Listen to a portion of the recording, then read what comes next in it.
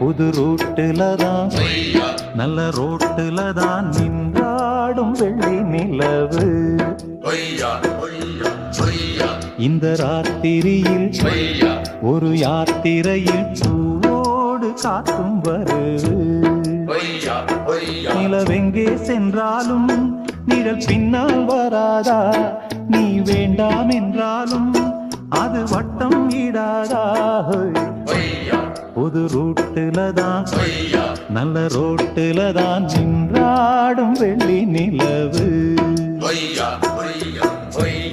இந்த ராத்திரியில் ஒரு யாத்திரையில் பூவோடு காத்தும் வருது.